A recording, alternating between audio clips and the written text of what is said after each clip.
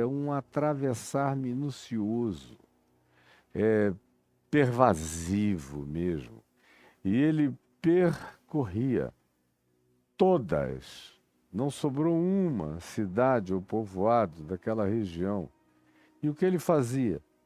Ele ensinava nas sinagogas que o acolhiam, onde não havia pitbulls raivosos, cheios de ódio, nem fanatismo reacionário. Em geral, isso acontecia com mais facilidade onde os fariseus de Jerusalém não estavam presentes, onde estavam só os crentes da Galiléia, que eram pessoas acostumadas à diversidade humana, gente não complicada. Mas quando havia as autoridades que vinham de Jerusalém para ficar fazendo escrutínios, exames, observando, querendo achar cabelo em ovo, querendo fazer vasectomia em anjo, essa gente da religião, do fanatismo, da procura do nada no coisa nenhuma, quando esses não estavam presentes, o ambiente nas sinagogas ficava sempre melhor, como fica melhor em qualquer ambiente. Em qualquer ambiente. Dando só o exemplo dessa minha última viagem maravilhosa para a Turquia, para os lugares arqueológicos mais remotos que vocês vão ver nos documentários. Mas o grupo todo, sem exceção, que estava lá, são pessoas aqui, minhas discípulazinhas aqui, do Papo de Graça, da Sequência de Mateus, do YouTube, do Instagram, do TikTok. Então, a harmonia era absoluta. Todo mundo falava a mesma língua, não havia dissonância. Não tinha ninguém a ser convencido de nada, nenhum chato, ninguém demandando explicações que a razoabilidade narrativa já não tivesse trazido. Enfim, que coisa maravilhosa. Eu estava dizendo à minha mulher que depois de quase 7.000 pessoas levadas para essas viagens comigo desde os anos 70, essa é a primeira vez que eu volto de uma viagem com saudade, com vontade de que eu e ela estivéssemos ainda com o grupo, acordando toda manhã, tomando café com eles, aquela troca doce, amorável, e com meu filho Davi, que é meu grande, melhor amigo, grande companheiro a vida inteira, que desde 1 ano e meio, 2 anos de idade, escalava as minhas costas e dizia: esse aqui é meu pai, é o meu amigo, é o meu melhor amigo. 1 ano e meio, 2 aninhos, e ele está com 47 anos para 48, demonstrando o que desde 1 ano e meio ele declara. Eu fico todo emocionado. Pois bem, essas sinagogas onde Jesus falava na Galiléia e era recebido e tolerado, era onde não havia esses agentes dissonantes, esses entes religiosos fanáticos, farisaicos, ou de qualquer natureza semelhante a essa, que aonde chegam dividem tudo. São verdadeiros diabolos. Diabo é uma palavra que vem de diabolos, que significa o divisor, o que onde chega racha, onde chega polariza. São os reis da polarização, da briga, da confusão, da opinião contrária. Então, se você vê Jesus ensinando nas sinagogas, é porque os diabolos não estavam presentes.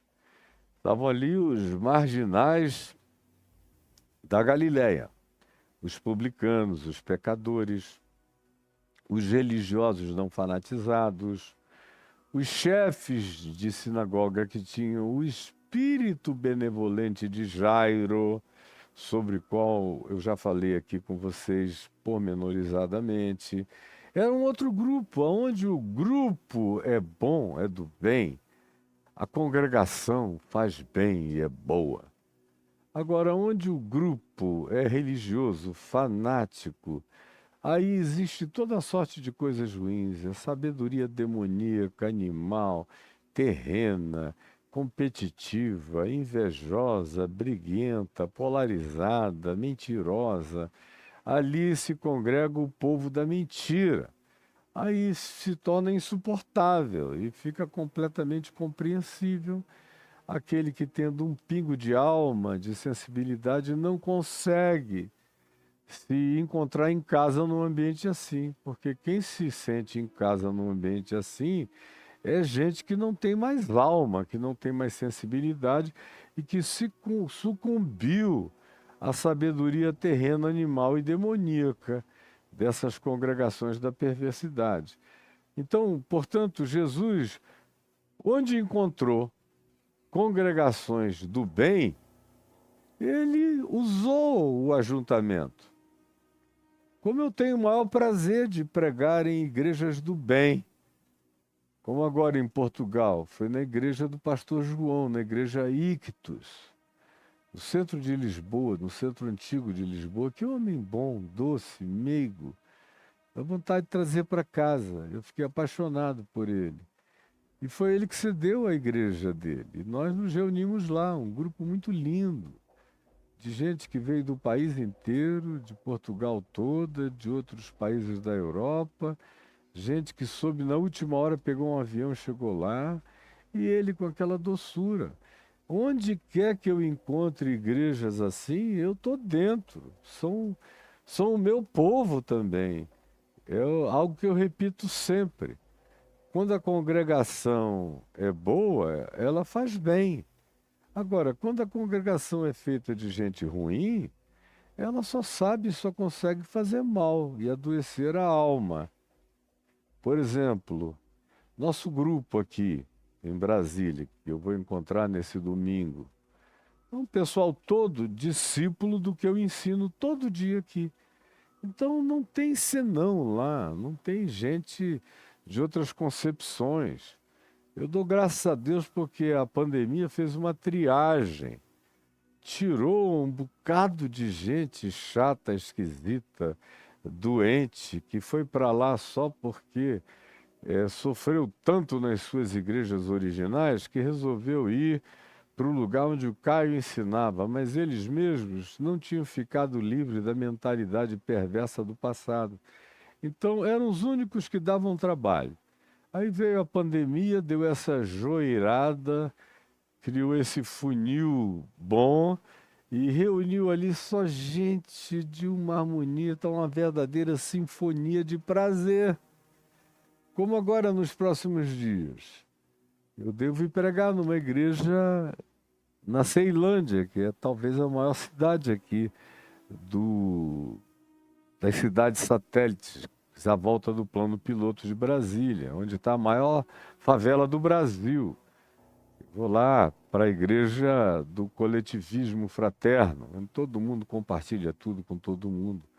Um lugar lindo, uma espiritualidade do tipo que eu ensino aqui. E que são pessoas que até aos domingos vão lá me ouvir e que não me perdem aqui. Isso cria um ambiente de amor que diferencia completamente congregação de congregação. Tem congregação de pessoas quase endemoninhadas de tanta raiva e fanatismo religioso. E tem outras de gente linda, é como eu venho dizendo desde a minha juventude como pastor, que à medida em que eu ia vivendo, eu ia descobrindo que as melhores pessoas que eu já tinha conhecido neste mundo eram cristãs dentro de igrejas piedosas, inclusive da igreja que meu pai e eu começamos em Manaus, e que nasceu só de nossos filhos na fé, de gente que eu peguei na praça, levei para a igreja, que entraram no espírito do Evangelho, onde eu nunca tive um problema durante os anos e anos de pastoreio deles com meu pai. A mesma coisa na igreja Betânia. Eu peguei 155 pessoas. Depois de um ano, já tinham lá centenas e centenas, depois de 2 anos, passando de milhares. Quando eu deixei, 4 anos depois, já eram milhares de pessoas.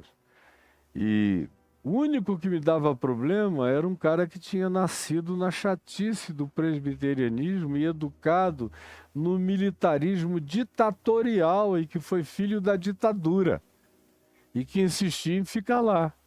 Hoje ele já partiu, já faleceu. Mas os outros, os milhares de outros, era só beijo, abraço, lambida, carinho, afetividade, meiguice, harmonia. Eu me senti tão bem durante todos os anos em que os pastoreei, depois durante os 18 anos que eu fui pastor honorário deles ali naquele lugar. É num ambiente assim que Jesus consegue ficar. Ele encontra uma sinagoga onde o espírito do fanatismo beligerante não está presente, e nesses lugares ele ensina. E as pessoas ouvem.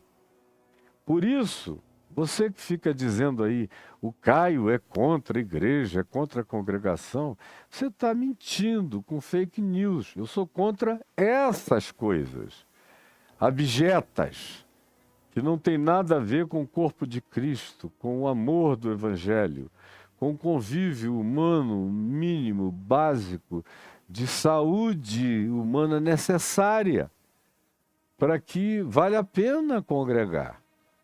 E eu entendo os que não conseguiram continuar se congregando, porque não conseguiram mais achar lugar nenhum para congregar, especialmente nos últimos 6 anos, onde houve uma guinada tão louca, tão inconcebível, por parte especialmente da igreja evangélica, a igreja católica também, mas até os centros espíritas sofreram dos mesmos males, tão horroroso, tão inconcebível, tão inimaginável, que cerca de 20 milhões de pessoas disseram no censo: somos cristãos, amamos a Jesus, nos identificamos com a fé evangélica original, não com essa que está aí, mas não conseguimos fazer parte dessa coisa que se criou.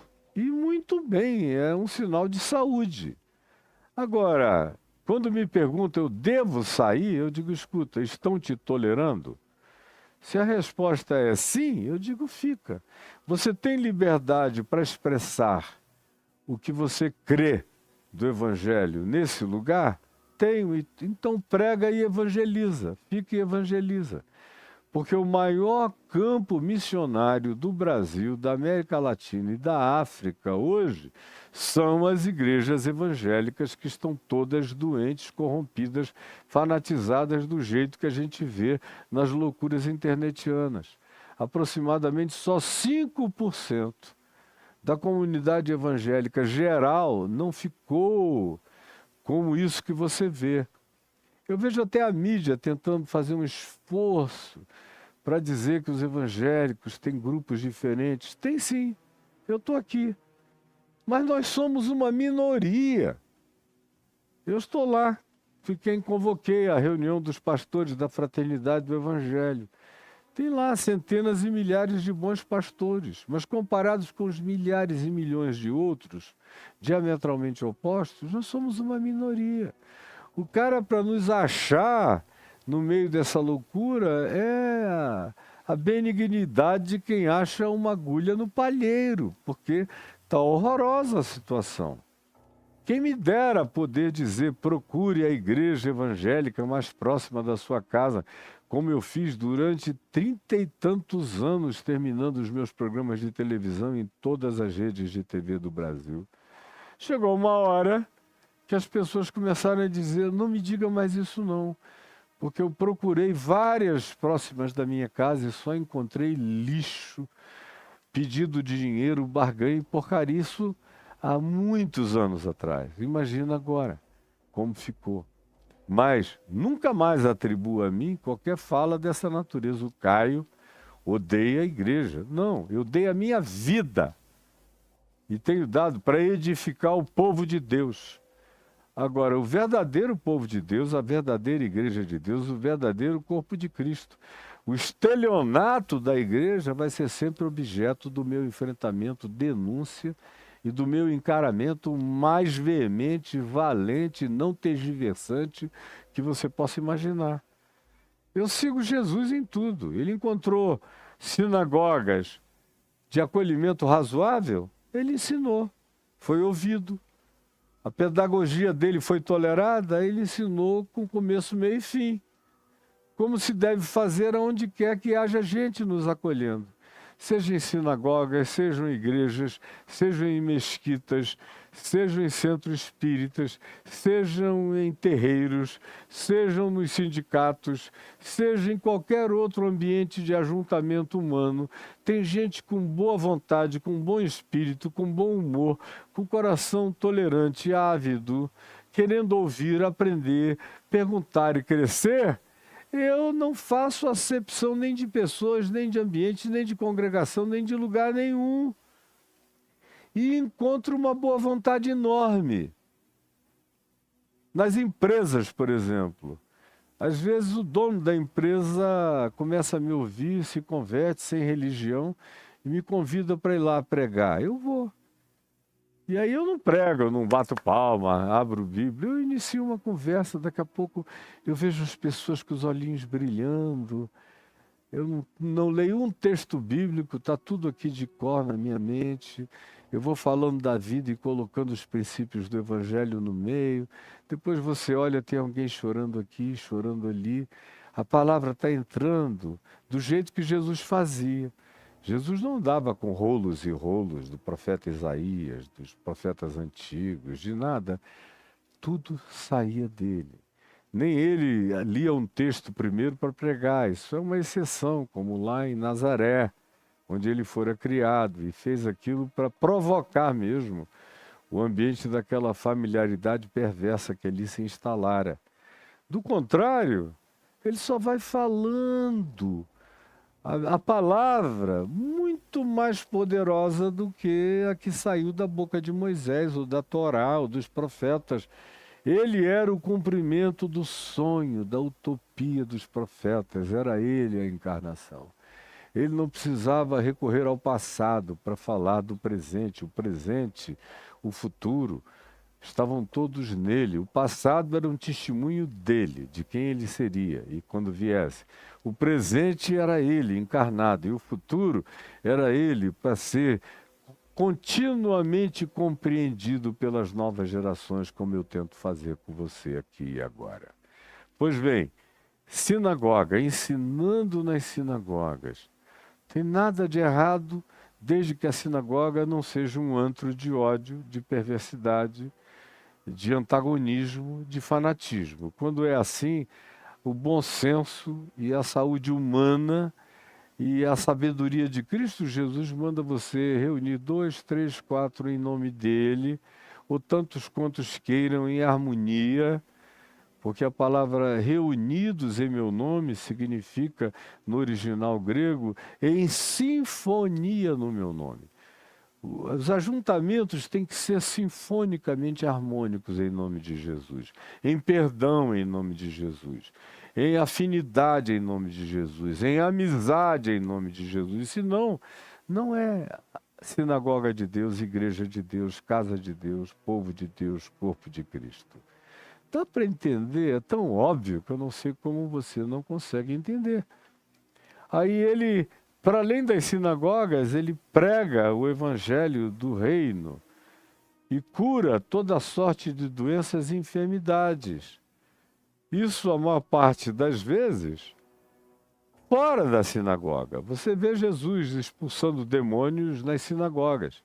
Porque tem muita gente que frequenta a igreja, frequenta a sinagoga cheia de demônios. E demônios que se disfarçam de crentes, de pastores.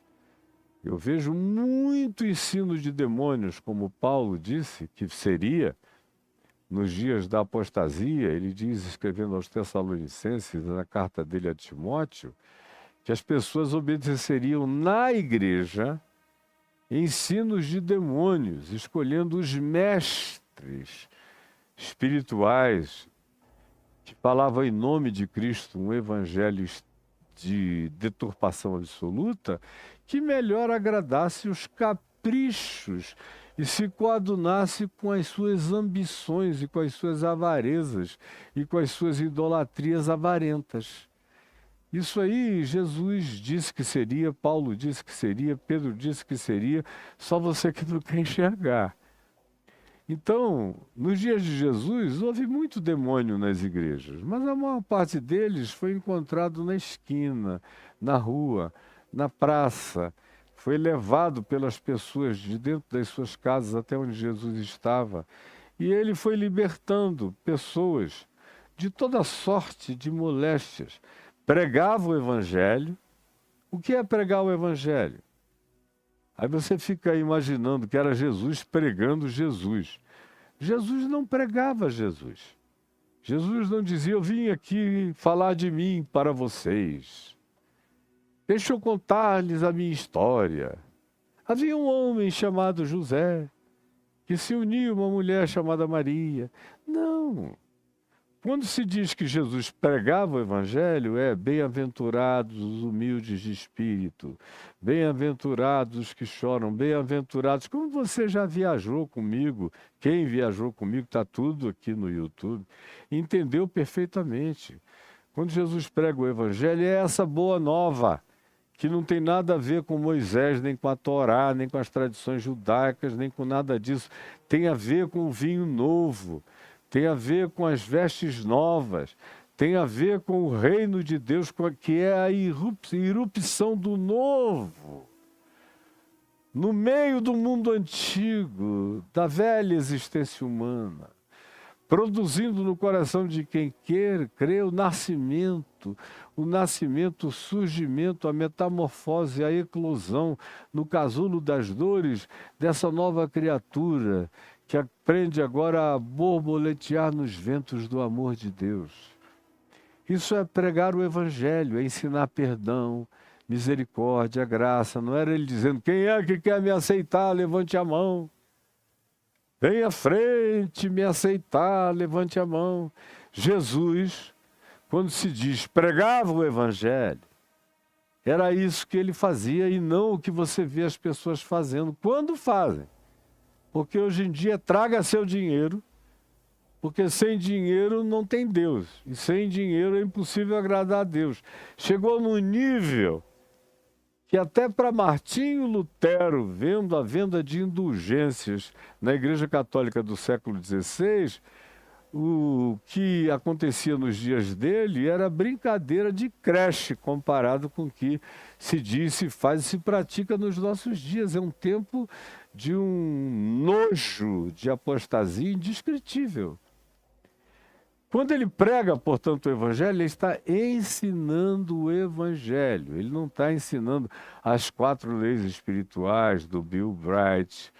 Não está nem pregando o querigma que Pedro pregou no Pentecoste, contando como era, quem era Jesus, como ele tinha sido morto, isso, aquilo outro. Não. Quando você vê, por exemplo, em Atos, Paulo preso em Cesareia, não se diz que que Paulo ficou explicando a justificação da salvação forense, usando as imagens do direito romano, da justificação explicada no direito romano, ou nas alforrias de libertação praticadas e propostas pelo direito romano. Não, isso ele faz escrevendo aos romanos. Para cada lugar ele falava do jeito que o lugar entendia. E Jesus, aqui na Galileia, não está evangelizando Jesus. Jesus já era a Boa Nova. A Boa Nova é Jesus. Ele está ensinando o ensino dele, que é amor, compaixão, misericórdia, paz, bondade, reconciliação, que é um coração humilde para aprender sempre, mantendo o humor de Deus vivo em nós, porque sem o humor de Deus em nós não há bom ânimo, boa ânima, não existe esse ânimos divino na gente, e nem há lugar para o desenvolvimento do amor de Deus, que nasce nesse chão da humildade, da umidade, do humus, do bom humor, do acolhimento da palavra, do ensino da vida, do perdão e da misericórdia. Era isso que Jesus ensinava. Essa era a pregação do Evangelho que ele fazia. Ele não ia para lá dizer, quem quer me receber como seu Senhor e Salvador?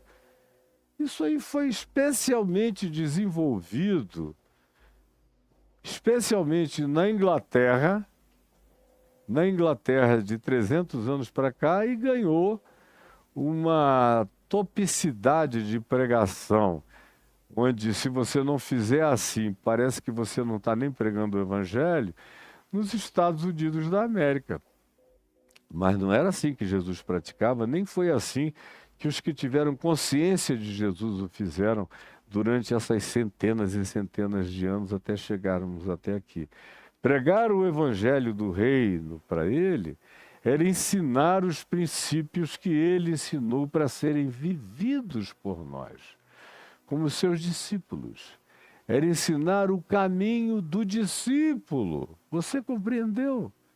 Pelo amor de Deus, aprenda isso para sempre. Porque enquanto você não entender isso, você vai continuar filho da tolice religiosa e dos esquemas religiosos falados em nome de Jesus, mas que são caminhos na direção oposta àquela que Jesus caminhou. Ele ensinava e pregava. Ensinava em sequências possíveis, com a melhor pedagogia para aqueles que estavam assentados num lugar pequeno, ouvindo com avidez e com algum conhecimento prévio das escrituras anteriores do Antigo Testamento. Para eles, ele fazia ensinos que desembocavam todos na convergência de tudo para aquilo que ele ensinava no seu cotidiano. Quando ele saía desse lugar, ele pregava, ele proclamava a palavra. A boa nova do reino de Deus, que estava à mão, qualquer um, sem precisar de mediação de sinagoga, de rabino, de líder, de guru, de nenhum ser humano intermediário, de nenhum sacerdote, de nenhum sacrifício, de nenhum dízimo, de nenhuma oferta, de nenhuma liturgia. Assim é o reino de Deus, que não se manifesta com visível aparência, nem com santos graus das religiões das relíquias, nem dos lugares sagrados, nem com as pedras santas, com nada do sagrado. O Evangelho do Reino de Deus se manifesta aqui, quando o coração acolhe o amor de Deus e todas as coisas se tornam puras para os puros. E a vida inteira é santificada.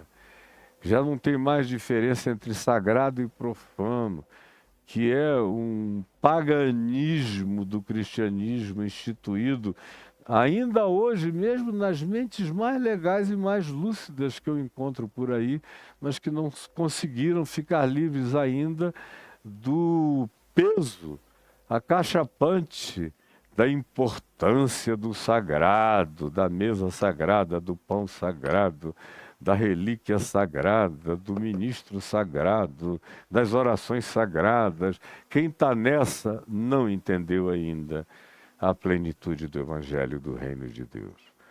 E além disso, curando. Aí você diz, hoje em dia curando, se Jesus estivesse vivo hoje, ele curaria pessoas, ele não mandaria todo mundo para o médico?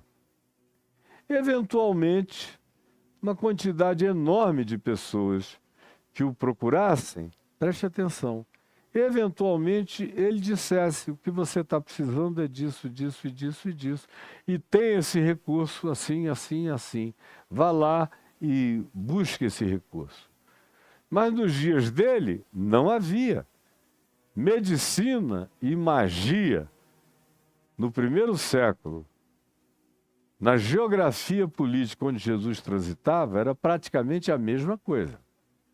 Medicina e magia, era quase tudo igual. Assim como astronomia e astrologia eram a mesma coisa. Assim como química e alquimia no passado se tornaram a mesma coisa. Mas hoje em dia a gente sabe a diferença entre a atitude e o espírito fetichista do elemento mágico e a perspectiva científica e empírica demonstrativa da ciência contemporânea. Haveria casos que ele faria exatamente como ele fez. Nós temos o exemplo disso na filha adolescente de 12 anos de Jairo, a quem ele ressuscitou porque tinha morrido de anemia profunda Mal alimentada, a garota faleceu. E ele disse, Talita cumi, a ressuscitou dos mortos. E mandou imediatamente que os pais dessem de comer e beber e alimentassem, porque ela tinha morrido de inanição. Em Jesus, essa dicotomia entre a palavra que sai da boca de Deus e o pão, não existe. O pão que eu como todo dia é palavra da bondade de Deus que me alimenta. E a palavra abstrata que eu ouço do Evangelho todo dia é pão da vida que me sustenta. Em Cristo Jesus, ambas as coisas andam juntas, não tem dicotomia nem separação. Isso foi criação da religião, para ela ser a senhora absoluta das dominações sacras na vida daqueles que pensam que Deus dividiu o mundo entre sacro e profano. Para Jesus, isso não existe. Se você continuar a praticar isso, pratique em nome do seu próprio paganismo, das suas superstições e das suas crenças adoecidas, mas não tem nada a ver com o Evangelho. Ele curava os doentes, e hoje haveria alguns que ele diria aquilo que eu digo, eu tento repeti-lo, sendo um Jesusinho contemporâneo, dizendo para muita gente, olha filha, não, esse teu problema não é diabo nenhum, demônio nenhum, tem tratamento, eu estou vendo que você pode ser ajudada assim, e os encaminho e eles voltam bem. Ou vou visitá-los no seu lugar de doença, internação, os estimulo a não falharem com os remédios, especialmente quando são crentes de igreja. Meu Deus, é uma implicância com qualquer remédio psiquiátrico ou neurológico, ou qualquer que seja a natureza do ansiolítico, do calmante, de qualquer que seja a medicina supostamente tangenciante na alma, no acalmamento humano, nas igrejas, isso é tudo coisa de descrente, incrédulo, como você foi catequizado a respeito, e não é. Jesus não tratava assim. Quem precisava comer, ele dava de comer. Como ele, antes de multiplicar pães, ele disse, tenho compaixão dessa gente que está aqui comigo há tantos dias sem comer. Eles têm que comer. Não basta ouvirem o Evangelho. O Evangelho está enchendo o coração deles de paz, de reconciliação, mas o estômago está roncando. Eles têm que comer. Porque para Jesus não há essa dicotomia, essa dualidade de nenhuma natureza. Pelo amor de Deus, entenda isso para sempre, a sua vida vai melhorar imensamente e você vai criar seus filhos de maneira muito mais saudável. Então ele cura toda sorte de doenças e enfermidades. Continuaria a curar hoje, mesmo com recursos médicos, sempre que aquele que o procurasse fosse pessoa que não tivesse meios de acessar os recursos médicos, ele curaria. Portanto, ele curaria a maioria que marca uma consulta no SUS e espera 7, 8 meses. E olha que o SUS é um excelente sistema de saúde. Mas não tem a quantidade toda de médicos e de atendentes para atender as pessoas em tempo hábil, nem o recurso tecnológico, ainda se demora muito, as esperas são longas, as filas são enormes. Ele curaria. E curaria como curou todos de graça. Não se ouve dizer aqui que ninguém ouviu uma palavra dizendo agora vai dar o dízimo, agora põe o teu dinheiro aqui, agora procura Judas e joga na sacola, porque ele que carrega as ofertas. Não! Não! Esse endiabramento é coisa de vocês. Não tem nada a ver com Jesus e o Evangelho. Portanto, ele cura. Cura quem precisa. Curou a quem precisava, tanto quanto curaria hoje a quem precisa. Tanto quanto hoje diria o que disse a Jairo, dá de comer a tua filha porque ela morreu por inanição. Agora faz a manutenção. Diria para aqueles que podem fazer o tratamento e a manutenção, vão se tratar. Porque Jesus nunca desprezou nenhum recurso da graça de Deus concedido através da inteligência e da sabedoria humana. Como diz o irmão dele, o apóstolo Tiago, na sua epístola única, aqui no Novo Testamento. Pois, diz ele, toda boa dádiva, preste atenção, todo dom perfeito vem do alto, descendo do Pai das luzes. Descendo do Pai das luzes, toda a sabedoria, toda a ciência, toda a tecnologia real, relevante, factual, produtiva, eficaz, desce do Pai das luzes. É luz divina. Como o Einstein, quando indagado, escuta de onde vem isso tudo, ele diz, eu não tenho a menor ideia. Eu, às vezes, dedico dias, meses, buscando a solução de uma questão. Desisto. Vou andar no campo, tropeço numa pedra, caio no chão e pá! Sou visitado por uma luz que não me habitava, que veio do alto e ficou tudo claro.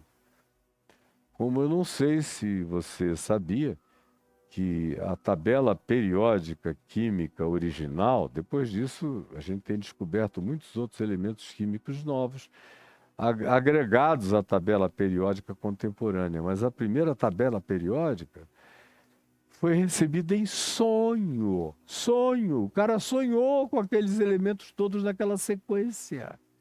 Porque toda boa dádiva, todo dom perfeito, vem do alto, descendo do Pai das luzes, em que não pode haver nem mudança, nem sombra de variações.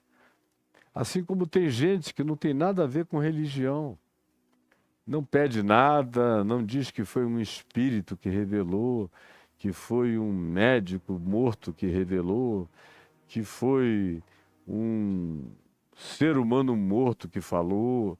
Nada. São pessoas de dons paranormais e que enxergam. Enxergam. E não tem nada especial nisso. Isso era o que os profetas do Velho Testamento faziam, induzidos pelo Espírito de Deus. Mas é dom de Deus, é graça de Deus, sabendo o indivíduo ou não sabendo o indivíduo, invocando o indivíduo a Deus ou não. Tem gente que tem consciência de Deus e invoca. Tem gente que não tem consciência de Deus e isso é evocado neles pela misericórdia e pela graça de Deus como dom.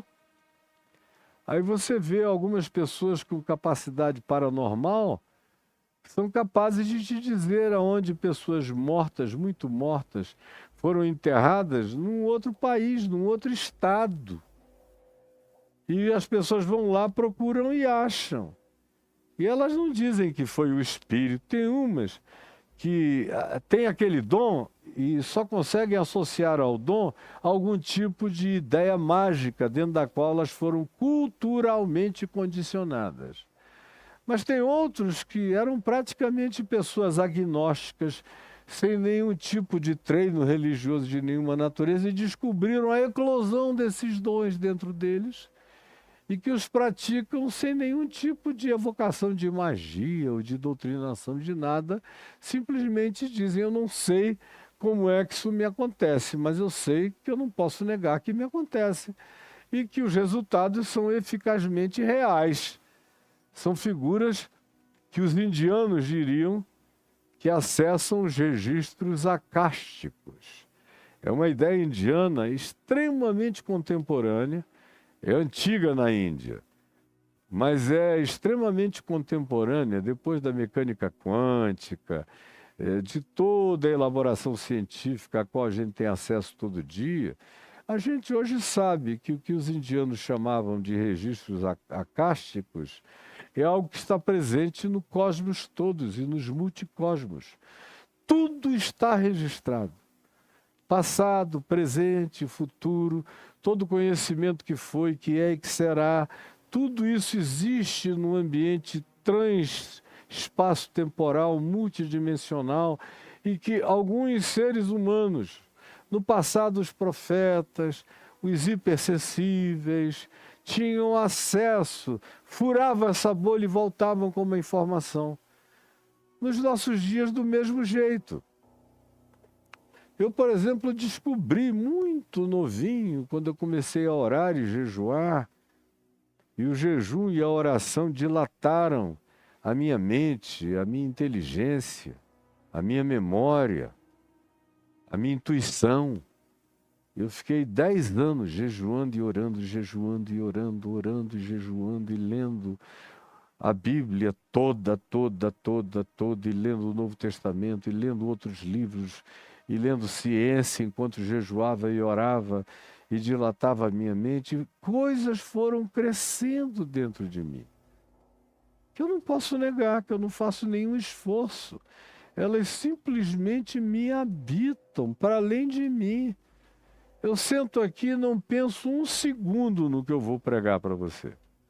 Eu só sento e sei que isso vai borbulhar de dentro de mim. O problema vai ser parar, porque está tudo dentro e é num volume muito maior do que eu. Como todo dia eu me aprendo, me vejo, me encaro, me percebo, sabendo coisas que eu não estudei. Acessando coisas por uma intuição que eu não busquei em livro nenhum, em pesquisa nenhuma, elas simplesmente eclodem em mim, brotam de mim. E aí eu vou checar e elas estão presentes no trabalho de gente que vem se esforçando por chegar a essa conclusão, e a mim chegou de graça, porque por alguma misericórdia de Deus eu acessei, eu fui acessado. Eu fui levado a alcançar, ou isso me alcançou. E eu não ofereço nenhuma resistência, porque toda boa dádiva, todo dom perfeito, vem do alto, descendo do Pai das luzes, em quem não pode haver nem mudança, nem sombra de variação. Em qualquer tempo, em qualquer época, em qualquer hora, qualquer um pode ter acesso ao inacessível. Pela fé, ou pela naturalidade do que eles nem buscavam e alcançaram, ou pela visitação daqueles que eles nem sabiam e que simplesmente se fez evocar dentro deles como um novo conhecimento. E eu sei disso observando a vida de milhares de pessoas no passado que assim viveram, a partir das Escrituras e fora das Escrituras, e na minha própria vida. Como eu vi isso se dilatar na vida do meu pai, na vida de vários outros que andaram sincera, simples e retamente com Deus. Acontece. Então, respondendo, Jesus curaria todos os doentes hoje?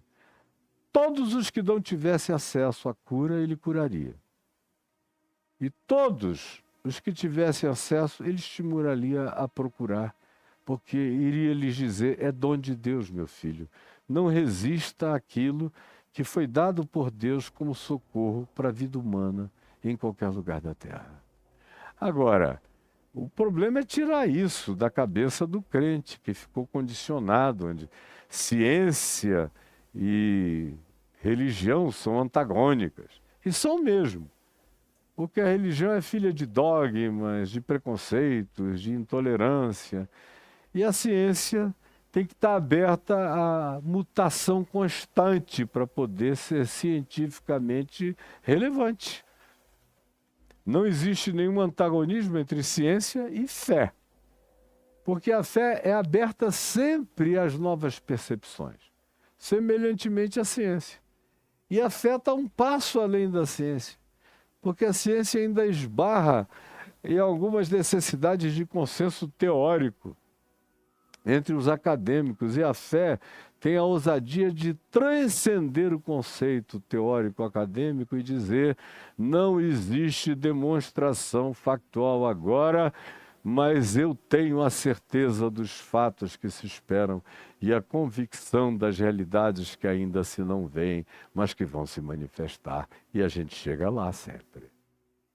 Portanto, ele ensinava com a pedagogia do ensino, no lugar do ensino, pregava com a proclamação ousada do ensino da reconciliação, do perdão, da misericórdia, do reino de Deus que se implanta no coração dos seres humanos em qualquer lugar e curava toda sorte, todo tipo de doenças e de enfermidades, porque as doenças são tópicas e as enfermidades são frequentemente latas, desenvolvidas e adquiridas.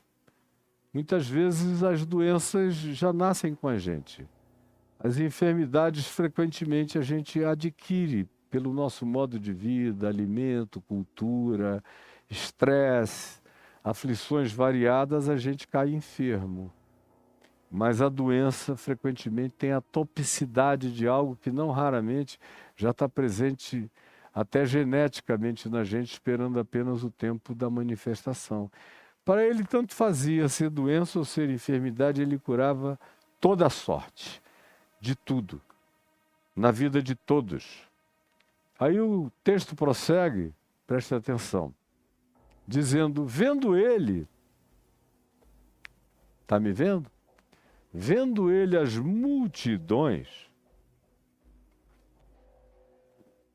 e olha aqui para mim, quando ele olha as multidões, olha o que ele diz das multidões. Ele não diz, oba, está lotado de gente vendo me ouvir, vamos passar a sacolinha, nosso ministério está crescendo.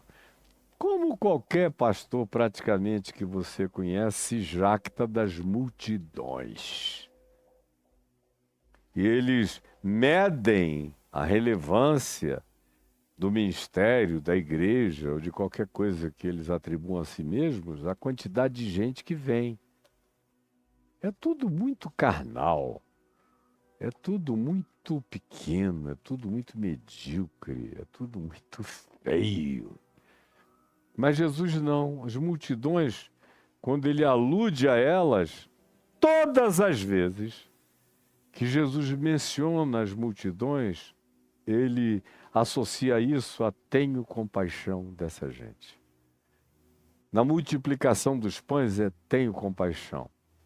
Na primeira, na segunda multiplicação dos pães. Aqui, nesse episódio, ele, depois de curar a tanta gente e vendo as multidões chegarem, o texto diz, ele viu as multidões e compadeceu-se delas. Tem nada a ver com oba, chegou a nossa hora. Não tem prêmios de quantificação no Evangelho de Jesus. O galardão do Evangelho de Jesus tem a ver com a qualidade da prática da vida e da fé em amor, bondade, misericórdia, solidariedade e interesse. Interesse de amor pela vida do próximo, qualquer próximo, sem acepção de pessoas. Tenho compaixão dessa gente. E a palavra compaixão, usada aqui, termo grego, é a palavra que designava cólica intestinal, que designava angústia visceral, porque os gregos, na sua antropologia e antropomorfia e antropsicologia, designavam o intestino como o órgão de choque do amor, da paixão, da compaixão, porque eles percebiam que uma pessoa em estado de paixão, o mais forte que a paixão, que é a compaixão, é a paixão pervasiva, e que se condói, sente a mesma dor de, e a misericórdia, tem coração para misericórdia alheia, e a solidariedade se faz um com o que está totalmente abandonado, de modo que ele não esteja mais só. Isso é a solidariedade, é fazer solo com o abandonado. Tenho compaixão dessa gente. Tenho compaixão dessa gente. Quem me dera. Eu ainda me converti e comecei a pregar no Evangelho num tempo em que pastores tinham compaixão Não eram muitos, mas eram alguns, pelo menos. Alguns dos meus amigos me diziam: eu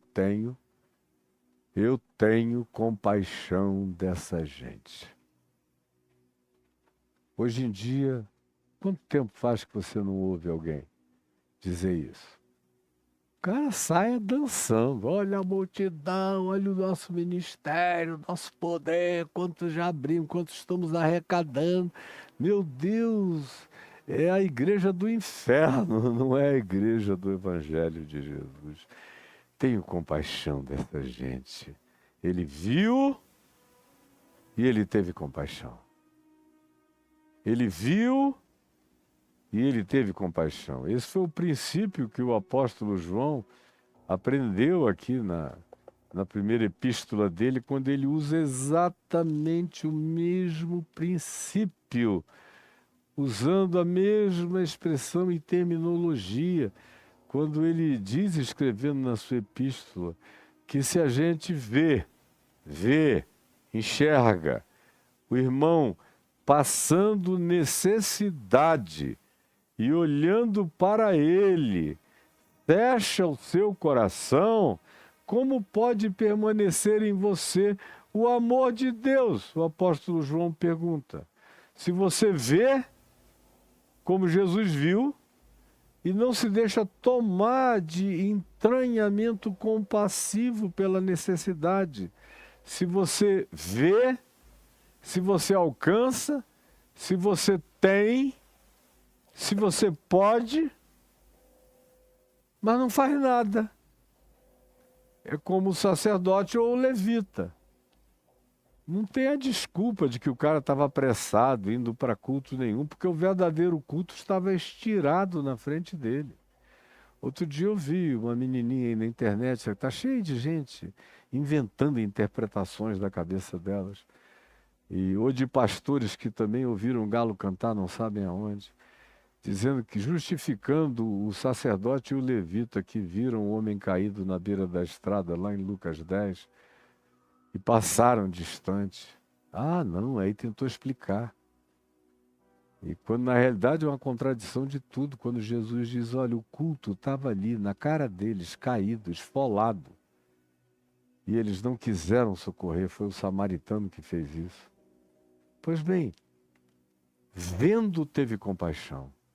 É um princípio do Evangelho. Quando eu vejo, possuo, posso, tenho compaixão, eu preciso realizar a minha compaixão. Vendo as multidões, teve cólica intestinal. E quando você tem cólica intestinal, ou você resolve o problema, ou você resolve o problema. Não dá para ficar parado com cólica. Cólica põe você em movimento na mesma hora, para se livrar daquela opressão insuportável que está nas entranhas. E o Evangelho associa essa vontade de ação restauradora, curadora, redentora, solidária em relação ao próximo, a esse elemento de compulsividade incontrolável na direção de ajudar, já que eu vejo, sei e posso. Vendo, sentiu compaixão delas. Por quê? Olha outra vez. Porque estavam aflitas. Aflitas. Se eu não ver esse pessoal que se regozija nas multidões, pensarem nas pessoas. É muita gente aqui, logo o dízimo vai ser grande, a oferta, o poder, a troca de votos para a prefeitura, para o governo, para a deputação federal, estadual, o Senado, a presidência da República. Todo mundo vira gado e vira commodity na mão desse pessoal, que não tem nada a ver com Jesus, é acerca deles e para esses que Jesus diz, apartai-vos de mim, eu nunca vos conheci. Vendo as multidões, compadeceu-se delas porque estavam aflitas, deprimidas, angustiadas, sem esperança, rumo ou perspectiva para nada. Compadeceu-se delas porque estavam aflitas e exaustas. Eu gosto da expressão aqui usada, era gente que não tinha mais fôlego, pessoas que não tinham mais ar. Como muita gente que está me vendo e ouvindo aqui não tem mais fôlego. A aflição borboleteante habita o coração. E são pessoas que perderam o ar. Não tem mais oxigênio para prosseguir. E Jesus tem essa visceralidade apaixonada por essa condição humana. Eram exaustas, abandonadas, soltas, desesperançadas, como ovelhas que não têm pastor. Que é como, sinceramente, eu vejo quase todo mundo dentro das igrejas, explorados, arrancados, esfolados, escalpelados, até as unhas são arrancadas, tudo que tem é tirado, a própria alma é roubada, o cérebro é roubado, o discernimento é roubado, o entendimento é roubado. Fica ali uma casca oca, obedecendo a comandos, e ninguém tem compaixão do estado dessas pessoas. Eu sinto compaixão dessa gente, porque não tem pastor. Faltam pastores. Está cheio de apóstolo, bispo e pastor de Araque. São camelôs, mercenários, lobos vestidos de ovelhas, negociantes de uma fé fétida, que não tem nada a ver com a graça de Deus no Evangelho de Jesus. Mas não tem pastor. E então Jesus se dirigiu aos seus discípulos, que é o que eu espero que hoje esteja acontecendo aqui com você. Que eu esteja conseguindo falar com alguns discípulos, com gente que queira andar como Jesus, repetir Jesus, ser como Jesus no mundo. Falou aos seus discípulos, longe da perfeição, mas eram discípulos. Estavam ali porque queriam crescer, aprender, se desenvolver e praticar todo dia. Queriam ser os seres humanos dos quais o mundo não era digno, como diz a Epístola aos Hebreus. Queriam aprender esse novo caminho, sobremodo excelente, sobre o qual Paulo fala em 1 Coríntios 13. Esse caminho do amor, que está para além da fé, da profecia, da ciência, da sabedoria, da doação de bens, acima de tudo, sem cujo amor, ágape, nada aproveitará na minha vida. Ele olha e diz aos seus discípulos, a seara, na verdade, é grande, olha só, quanta gente. Mas ele não considera isso como uma solução, aquela multidão. Hoje em dia é uma solução de grana. Para ele era um problema, aquela multidão não tinha pastor, não tinha cuidado, não havia quem as ouvisse, quem as atendesse, quem orasse por elas, quem as socorresse, quem não fizesse acepção de pessoas no meio delas. Então, para ele, a multidão não era uma solução de enriquecimento ministerial, era uma demanda que ele transfere e passa também para os discípulos. A seara é grande, é enorme. Olha os campos. Como ele vai dizer no Evangelho de João, os campos estão brancos, está pronto para a colheita. Olha essa multidão de gente, não tem quase nenhum trabalhador. A seara é grande, mas os trabalhadores são muito poucos. Eram poucos nos dias de Jesus, imagina agora, quão poucos são. É por isso que eu estou aqui me afadigando a minha vida inteira para ver se presente hoje ou depois da minha partida ficam alguns discípulos desse evangelho que não pode desaparecer na terra, porque a única esperança que a humanidade pode ter de que o ser humano venha melhorar é se ele vier a se converter a Jesus, a se tornar um homem como filho do homem, a se tornar um Deus como filho de Deus, a se tornar um Cristo como Cristo de Deus, a se tornar um Jesus como o Jesus dos Evangelhos. Isso é ser discípulo dessa esperança. É a busca crescente dessa cristificação em Jesus, para a qual eu e você somos chamados. Aí ele diz, rogai. Outra vez é uma palavra grega muito forte, de clamor do espírito, da visceralidade do espírito. Rogai, pois, ao Senhor da Seara, ao Senhor das gentes e do povo, que mande trabalhadores, não exploradores, mas trabalhadores, gente que se esforce pelos outros, que se dê, que não olhe para o povo como fonte de lucro, nem para o evangelho como um bom negócio, nem para Deus como uma commodity a ser vendida, utilizando-se oportunisticamente da aflição e da exaustão das almas humanas. Não, rogai, pois, por causa disso, ao Senhor dessa seara de abandonados, que mande gente boa de Deus para a sua seara.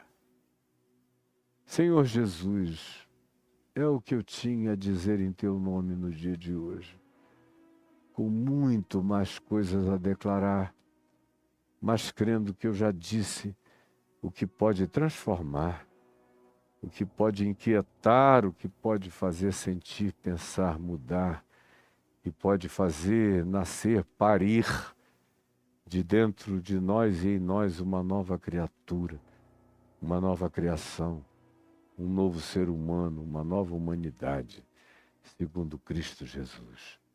É o que eu te peço no poder do Espírito Santo, pedindo que aqueles que não gostam da minha cara, do meu cabelo, da minha franqueza, da minha sinceridade, deixem isso para lá e ouçam pelo menos a mensagem. Podem não gostar do mensageiro, mas que ouçam a mensagem, por amor do teu nome. É o que eu te imploro, em teu nome, Jesus.